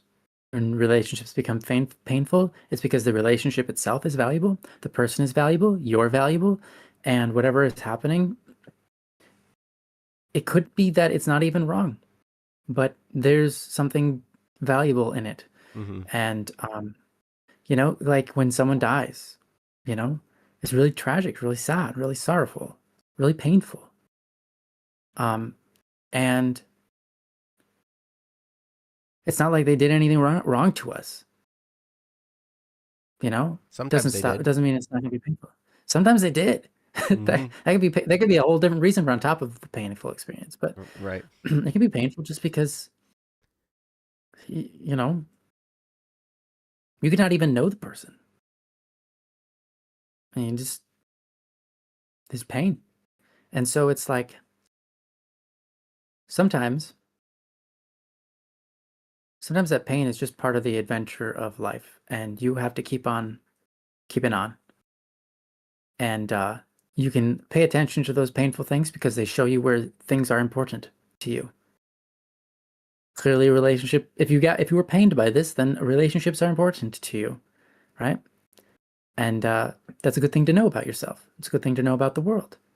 um, but the best thing you can do is move forward knowing that those things are important, and focus on something that you can do with this rather than focusing on the pain. And that's kind of what I'm pointing to. When you focus on the pain, you stop climbing the tree, and it's painful. And when you think about your pain, it's painful. If you ever like really hurt yourself bad, or you're really sick, and you go and you do something that takes all of your concentration, you forget that you're hurting. You forget that you're in pain. You know, I remember there was a time where my lower back went out on me, and I couldn't even sit. Like I couldn't lay down. I couldn't enter any position except for one position where my legs were tensed up, elevated in the air, so that this one muscle in my back wouldn't be stretched. Mm. And my gosh, my legs were so tired, but it's all I could do. And so I would play StarCraft because it would require all of my brain power, and I'd forget that I was in pain. Mm. And so I just played StarCraft all day because it was the only thing I could do to stop thinking about the pain. And in some cases, um, it's like knowing that my back is in pain, there's nothing I can do about it except for wait till it heals. It's like, what am I supposed to do with that? Nothing.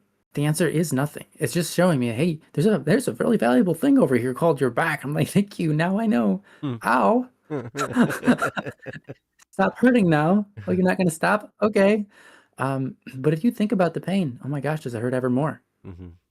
But if you can focus down on something that really takes you away, not like takes away as an escape, like alcohol or something, but takes you away from your pain, like something that requires mental energy, something that's maybe you're growing in, something that you can put your mind to and do something in. That can be honestly the best thing you can do Mm. sometimes, Hmm. because there's things are just going to hurt sometimes, Hmm. and there's nothing you can do about that pain, but you can help yourself out a lot if you stop thinking about it. And I know, like that's almost contrary to, the normal message here because like normally, it's like, well, we're here to discuss the problems so that we can figure stuff out about it and like get better and grow and like move beyond it. But sometimes the pain is just a experience. That's the flip side of the coin of value. Everything has a cost, if you will. And if it's valuable, it has a cost. There's a price, right? And some things are infinitely valuable. And so they can be infinitely painful if you allow them to be. And that's not the point of them. The point of the object of value is not the pain or the cost. It's like if you go out and buy a sweater, the point isn't the money that you spent on it. The point is the sweater, Mm-hmm. right? And so it's important to build those things where you can, but sometimes there's no building it. There's just moving on and remembering why things are valuable and that your life is valuable. And the whole reason you can feel pain is because there's value, that you can recognize value Mm-hmm. and you're hurt and something that you wanted for yourself, or not even just wanted, but something you had that was beautiful is taken away and that's painful. It's because you are also valuable in that equation. And so focus on the value in your life and what is valuable around you, and you can set your eyes on that and climb that tree and let those scratches, let the adrenaline kind of make the scratches forgotten. Mm-hmm. That's what I got. Mm-hmm. Nice. Yeah. Perfect. I would say it's one last thing I want to say before we, end this topic is that you're actually in a really good spot. Hmm. It doesn't feel like a good spot when you're losing a relationship, when you're feeling somebody pull away, when you're, when like it's not a comfortable spot to be in. Very uncomfortable. It hurts. And sometimes it takes every ounce of energy you have to not become a simp. I said it again. That's right. Because that's our natural inclination a lot of times, right? Yeah. And so that's why it's important, like and Nihilus just put in the chat there is really great about something that heightens your mind whilst occupying it from whatever might be troubling it. So you're occupying your mind, you're keeping your mind busy, and you're heightening yourself. You're moving yourself forward, right? That's the best thing you can do. And you're in a really good spot because when you're in the midst of this kind of pain, when your heart aches, I've noticed in my life that's when I'm most creative. Musically and not necessarily musically, sometimes in other areas as well, but my creativity just kind of blooms in that environment, right? You have a chance because of this situation to move forward in a really good way that you may not have had the opportunity or the motivation or the drive to do it if you hadn't had this situation. My first serious girlfriend that I had, when we broke up, we were together for a couple years and then we broke up and, I was totally just out of it. It took me a long time to get over it. Took me a long time to get over my divorce too. But that, I started getting over that relationship before we even got divorced. But then the divorce happened and that was just insane, crazy too. It was messy and gross. But time will pass and it will get better. And it's best to shift your mind away from the person and into something else. Because the more we think about them, the more we and we're going to. It's just like when that thought comes in, you don't want to indulge it, and you also don't want to resist it. You don't want to fight it. Like, you want to keep your emotion level as low as possible when a thought about them comes into your head. And so you just, like, and I'll use the That's same good thing. habit building. What's that? So that's good habit building. Mm-hmm. Makes sense. Yeah. Because the things that cause us the most pain are the things that we resist. And we resist when someone's pulling away from us. We resist a breakup. We resist all these things. And they cause us the most pain because we're fighting against it.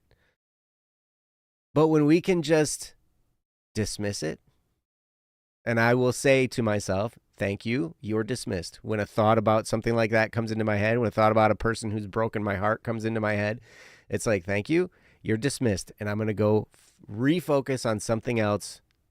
And when that comes into my head, just peacefully, calmly dismiss that thought as best I can. And it's really hard sometimes, especially at first. Take some time to get good at this.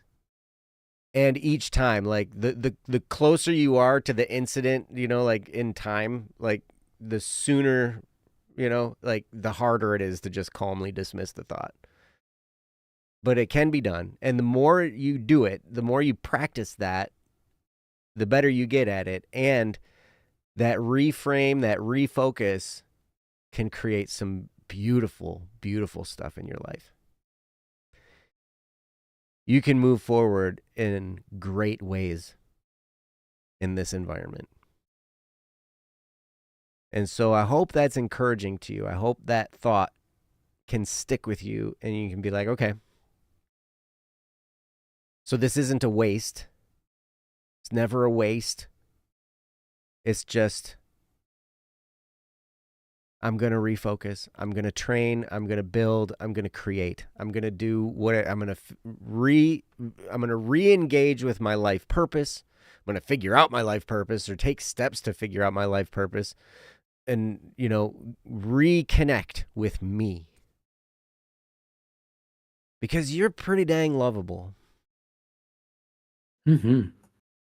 And this person pulling away from you doesn't say anything about your value. That's their fault. So you're in a good spot. And that's what I got to say. Do we Very dab? Yes, dab. Huh. Yep. Third simp you heard. Twashu saying do shots. I can't dab, but I can do the emoji. Yeah, there you go. You can dab. It's against my values. Dab. Whoa. It is a slow dab. Just crazy. Who dabs anymore? Like, seriously? That's crazy. Yeah.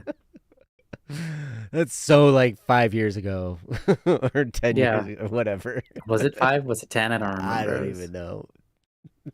Yeah. It was a pre-COVID thing. Yeah, it was.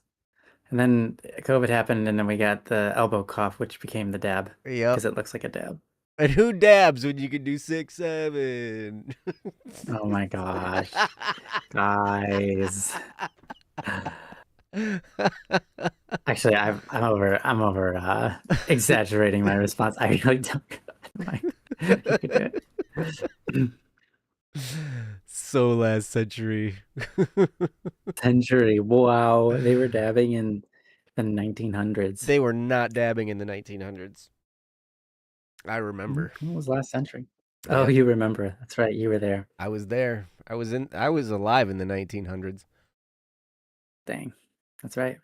So, what languages do you speak? Who? You. Me? You've been around since the beginning of time, and you had to like talk with these. Like, did you not talk to anybody until English was made? No, I made English. Thanks, Joe. I see. You've been doing English this whole time. No one else has just been catching on until Right. finally. Yeah, okay.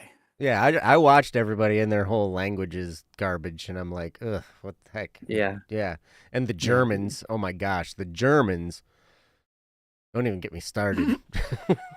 yeah. It's surprising you waited so many centuries before you decided to start learning German.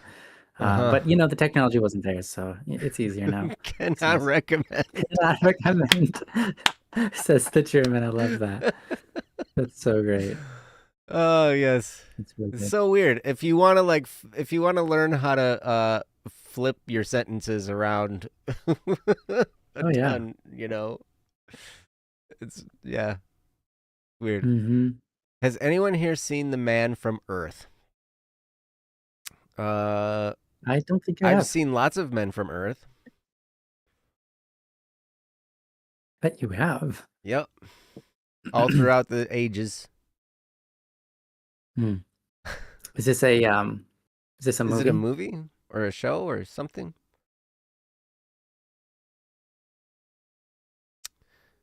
Yeah. Um I mean, Sounds familiar to be honest, yeah, but it sounds like it would be a movie or a show or something like that. yeah. But I don't think I've seen it. Let me look it up.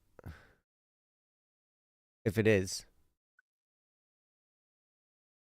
it's a movie. Okay. It's a movie. Um, no, I've not seen The Man from Oh Earth. wow. Okay. Was it released in 2024? Hmm. Yeah, that's basically me. There's this man who claims to be from caveman times. Yeah. Oh, okay. hmm I was around. I was around then. Wow. Dude looks different from you. They didn't do a very good job of I mean, he looks like a man. At least they got that part right. Hmm. I thought you were gonna say I But the don't look like a documentary man. I'm might not like, be. man, Yeah. my manly This features are documentary slipping. may have altered the appearances, names, and events that truly transpired hmm around Joe's life. Yeah, Yeah. from the time when, Early 2000s. Okay. yeah, Yeah. from the time when I was fighting the dinosaurs. Fought off all the Yeah. dinosaurs for you guys. Nobody said thank you, nothing Hmm. until And now we Ryan fight each today. other. Ryan Yeah, I say Ryan thank you for that. thanked me for fighting off the dinosaurs today. Hmm. Thanks, Joe. I'll thank you again. That's something we're thanking Joe for probably You're every welcome. day. It's my pleasure. Oh, you took pleasure in it? It was a great accomplishment. Yeah. Well, because I ate It them was all fun, too. wasn't it?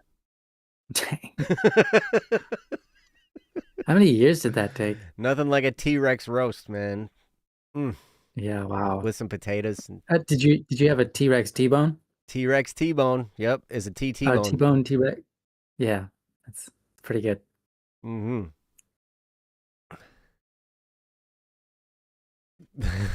For catching the meteorite. You're welcome. Yeah, I caught that thing and I threw it back at the moon. I threw it so Yeah, hard it split into two, and that's why there's two big old craters next to each other on in the the moon. moon. Yeah, that actually three, but Wow, that was a different one.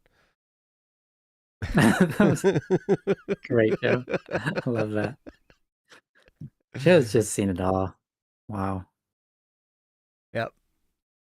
Oh, is this the movie? It's really interesting because all these different types of scientists are trying to see if they can agree on something improbable and unprovable. Ah, that'd be an Hmm. interesting discussion. That honestly Hmm. sounds like most people's political discussions. Oh, well, it sounds like Like if sounds people like get also the scientific world, to see if especially people can agree biology. on something improbable and unprovable. Yeah, improbable and unprovable. That's yeah. Yep. So no, I haven't seen that movie, but I might have to look it up now. Yeah, sounds cool.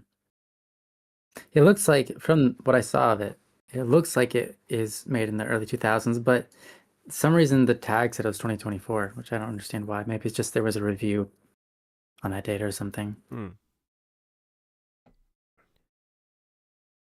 Huh. It's a fascinating watch. Yes. Almost entirely filmed in one room. Interesting. All right. Oh, it was in 2007, which is the year I graduated.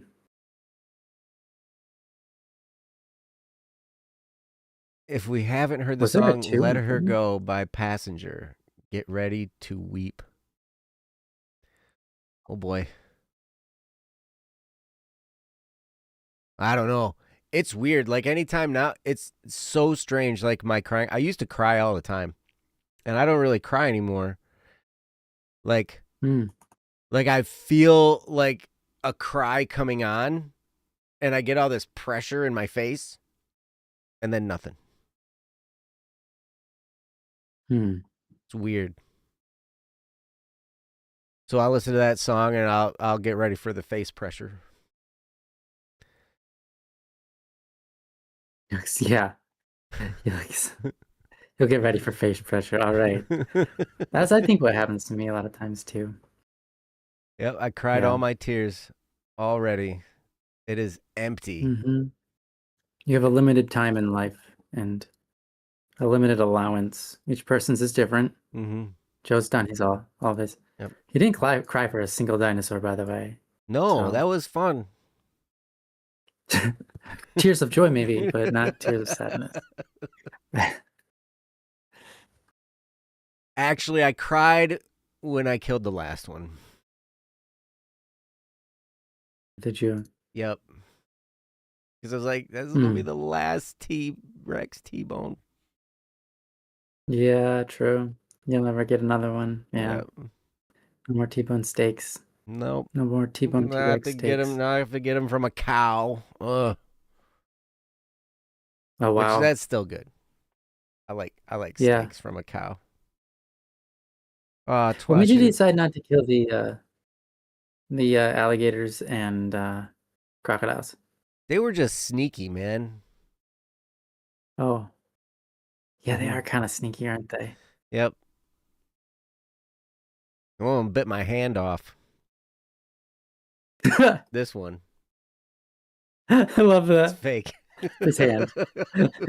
Oh, it's fake. Oh, okay, I see.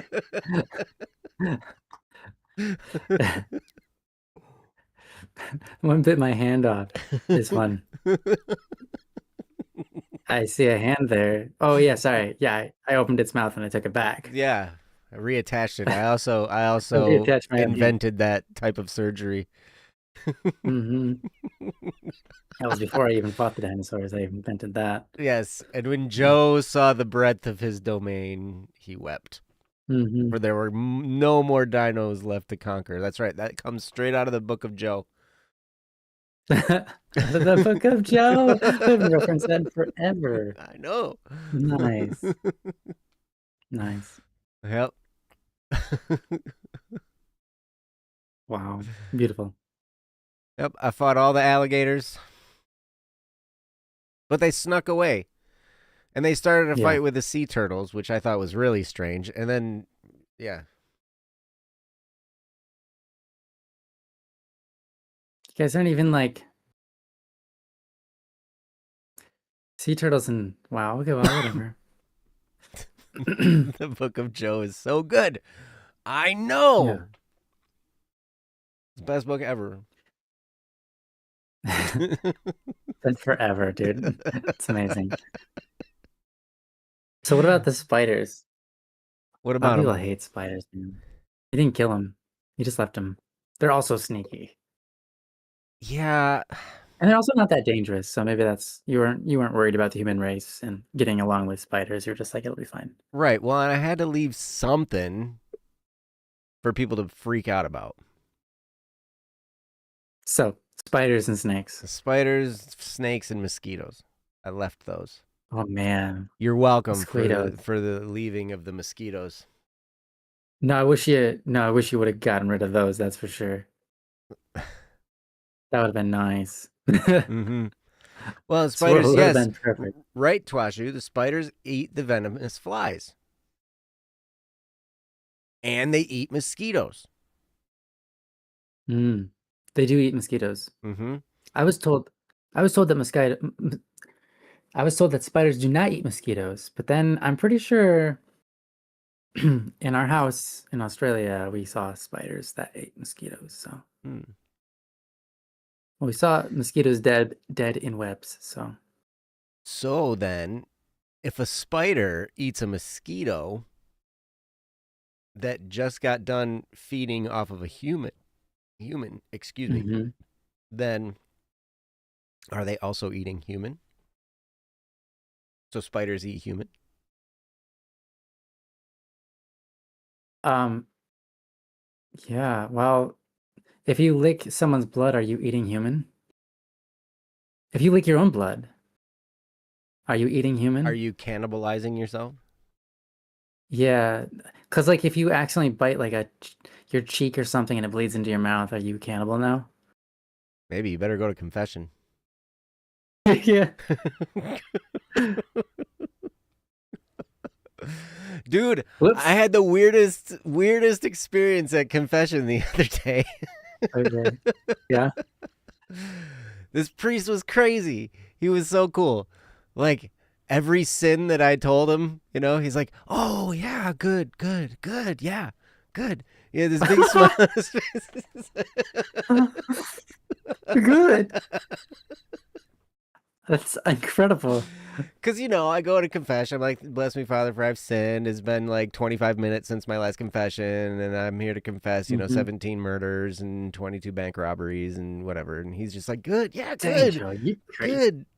Good, good, good. Yes, good. Wow. I'm assuming he was saying good that you're confessing them, not good that you've done them. Probably, but dang, it was weird. I'll tell you That is what. pretty weird. Wow. Yeah, I feel like I've had something like that happen, but not quite to that extent. hmm That's funny. Yeah. And I don't know if I'd say he's my priest, Noah. Although I don't really have a priest. Because you haven't settled down at one place. I'm a member at like two different parishes or three different parishes, maybe. hmm And most And of you the frequent time how when I many? go to mass, I don't go to any of those three. I go to a different one Yeah. Nice thing about Mass is it's the same everywhere. Well, for the most part. yeah, Yeah. for the most part. He was doing a drinking game with certain sins. That's actually really funny. Looks, oh gosh. That's interesting. Is that if that's not already a skit, I'd be surprised. Yes, in our church we do confession and play beer pong at the same time. Wow. Dang. Hardcore church right there. Yeah. The most absurd animal in Denmark are like two harmless types of snakes in all of your nature. Interesting. So you're from Denmark. What Mm. what makes these snakes so absurd? I Yeah, wonder. what is absurd about them? Do they have like two heads? Two tails? Well, some snakes Or have two they have tails. one head, one tail, but two bodies. Oh, so they split and then come back together? Yeah, and then come back together. Yeah.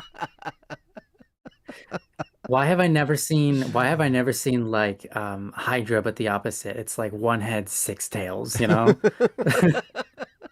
Right? Six long bodies. Yep. They all share a neck. One neck. One neck. Six bodies, one neck, one head, you know? I Oh, guess it's they kind of like an octopus.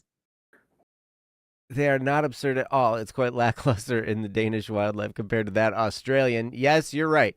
Australian wildlife is weird. It's weird, but not dangerous. Kangaroos I hear are dangerous.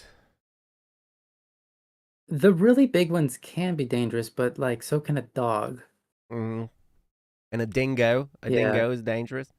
Is it dingo? yeah, yeah. Dangerous for the heart. Yeah, so you can look it up on Google. You can Google like how many deaths per year in Australia from spider bites. We haven't like there's like maybe 3 possibly on record since the 1970s. Mm. And that's what everyone's afraid of is the spiders in Australia. And it's like there's nothing there. Snakes, more people die of snake bites in America than Australia, percentage-wise. Mm. Um, and then there's nothing. There's no like wild, they don't have bears.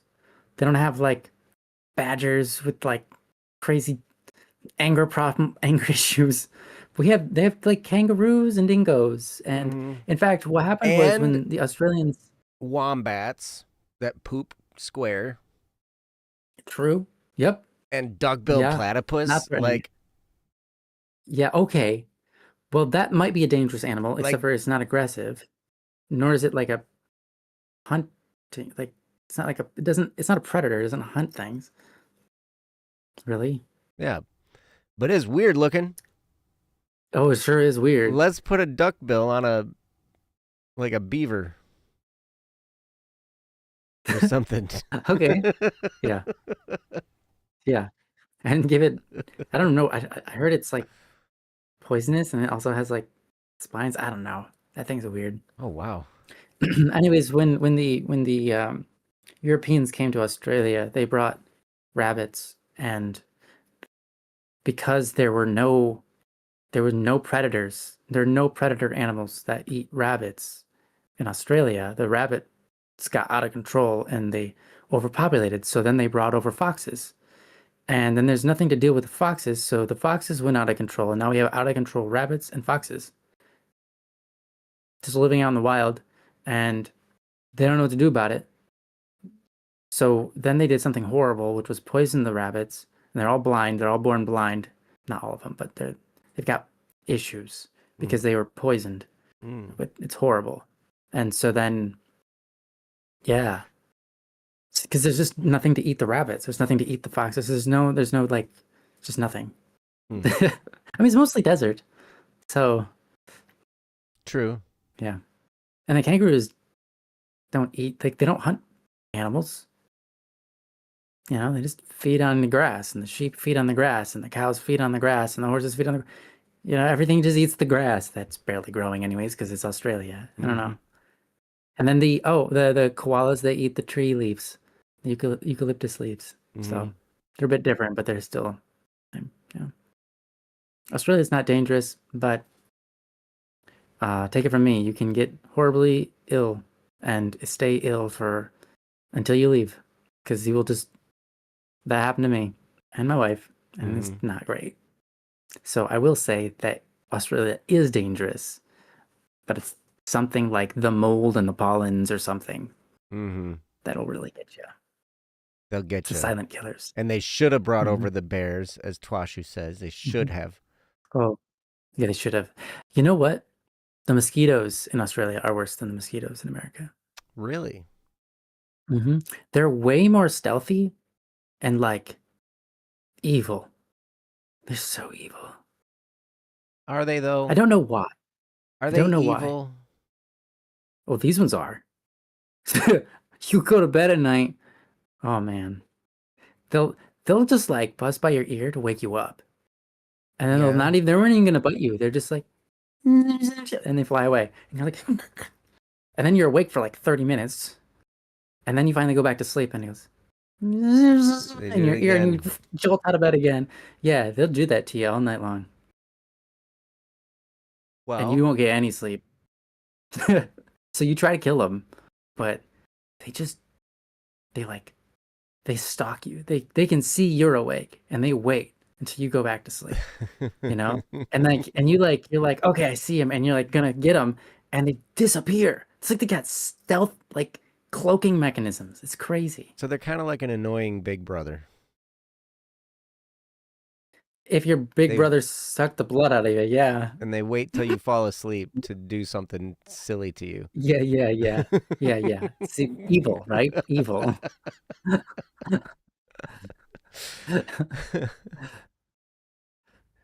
Evil fish. Yeah, okay. Yeah. See, Wix you're forgetting how dangerous it is for people to walk around without their tethers. Otherwise, they just fall into the sky. Because they're on the upside down because part of the world. because we're on the other side of the world. My goodness. I don't understand how that works. Is this like a flat Earth thing, or is this like a square Earth thing? How does it work? Well, the Earth was flat Yeah. Well, thanks, Joe. till I made Did it you make it round. round for us? Thank you. I appreciate it. So it's like the flat earthers were correct at one point in time. They're just a Yeah. little bit behind in the yeah. And then reestablishment of physics and things. Right. I did that all in a Wow. day. I killed the dinosaurs and made the Earth round all in one day. One I'm day. just kidding. And you shed one tear. And you ate that all. Wow, dang, Joe. You're insane. This is so blasphemous, but whatever. It's great. And I was 29 at the time, just like now. Still. Mm-hmm. Incredible. Mm-hmm. Everything Yep. is one continuous day to you. So we're gonna actually have to make the Book of Joe Oh gosh. and publish. You're gonna have to remember all the things that people have said is in the Book of Joe since we've started doing Don't Worry Wednesday. Right. Who's gonna That's a go lot back of through things. all of our episodes and figure out when somebody mentioned the Book of Joe? That's incredible. Yeah, you're on the bottom half of the Earth. Uh-huh. Mm-hmm. That's true. Actually, not anymore because you're in Japan, but Mm-hmm. you were, and it's a good thing Yeah. you were tethered. Yeah. I try to remain tethered to reality and Mm-hmm. physics and the world. Mm-hmm. Mhm. Yes, Mm-hmm. that would be something. If you fall, you just keep spinning around in the atmosphere forever. You know, one of the recurring nightmares I have, one of the freakiest nightmares is falling up. Yeah, that's interesting. I've never had that one. Like I never would fall be towards the terrifying. ground and like, you know, like fall to my death like that. Yeah. You know, people have dreams about falling. I have this recurring nightmare that I'm just like I somehow like get shot up into the air and I just keep going. And keep Mm. going. And the earth just gets smaller and smaller and smaller, like and then go and then I freak out and I wake up. I had that a very similar experience actually. It reminded me of this recurring nightmare when I went to Cedar Point last summer and I rode Top Thrill 2 because it does the, you know, you go up and then it launches you backwards up this spike. And so you're going backward. You end up like 400 feet up in the air, getting launched up backwards at like 100 miles an hour. And you're just like, and you're up there. And I just watch the ground going away from me. And I'm like, oh my gosh, this is just like my nightmares. And my kid's sitting next to me. And I'm like, oh. That's terrifying, man. Oh my gosh. But then we rode it in June, late in the day. And when you're going 120 miles an hour and you're in the front of the car and it's bug time of day. Oh no. When the bugs are out. Oh no. Oh, that stings, man. I tell you, you go through these swarms of bugs and I took a picture. Wow. I took a picture of my son after we got off that ride. His face and his neck and his shirt and his arms were just like covered in bugs. Oh my gosh. That's horrible. Yeah. I had that picture. They need a bug guard on that thing. Jeez. Uh-huh. There was this one dude we saw there, he had a face mask. Like, you know, and it was really smart. Ew. Imagine the face mask being covered in bug guts, though. Yeah. Yeah. Crazy. Ones that go backwards are too much for you. You need to see how you're dying. Roller coasters are safe. Roller coasters are safer than the ride to the park to get on the roller coaster. Yeah, than driving your car to the park, yeah. Uh-huh. I had to convince my kid's mom of that, you know. She's like, you're going to take him on all these roller coasters. That's not safe. I'm like, the drive there is less safe. That's not making me feel better. And you drive these kids every day. Uh-huh. Yeah, yeah. And And most I'm a better accidents driver than occur. you, lady. Yeah. Wow. Oh, you don't have to say that. I mean, they probably won't give Oh, me any she favor knows. points. Yeah. Okay. She agrees. Well, you get to be a good driver. Like you were a good driver when Hmm. you still Yeah. are, I'm sure. But you did inspections I'm not as good as I for a used to be, while. but yeah. But Hmm. when you spend all day every day driving because that's Hmm. your job, you get pretty good at Yeah. it. You get pretty good. You get pretty good at U-turns in the middle of nowhere. Hmm. You get Or pretty in the good middle at of figuring out somewhere. which traffic laws are required and which ones are suggestions. Oh wow, yeah. 80's just a suggestion. We can go 93. Trust me. Oh gosh.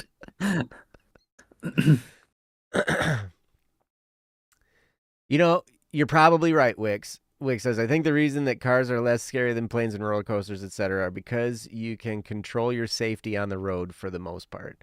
And even if you make a mistake, you can survive it on the road. Yes, you're on the ground. Mm. You're not up in the air somewhere. You're not going to fall, but that's a lot of trust. You're driving pretty fast, and there's all kinds of other people all around you driving fast, too. Hmm. You got to trust those people.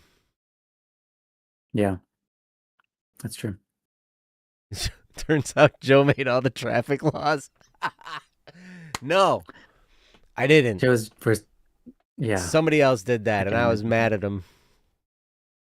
Yeah. Joe's keeping a low profile, he's been trying to keep a low profile for the last couple thousand years. He did the big stuff early on. Now he's just riding it out, seeing how things go. Yeah, right? He doesn't agree with most of it. In fact, most of it makes him angry. Yep. But But most everything makes me angry anyway. but everything makes him angry. Yeah, like the dinosaurs and the flat Earth thing. Yeah. So Yep. should have been around the whole time. What the heck? Crazy. Not to trust the other drivers. None of them knows how to use a turn signal, dude. I'm. That's Turn kind signals. of Yeah. that's kind of universal, I think. Yeah. Yeah. I don't. Most of the time when I see someone turn their turn signal on, I still wait. I'm like, I don't trust that they're gonna turn. I'm Mm-hmm. gonna wait and make sure they turn.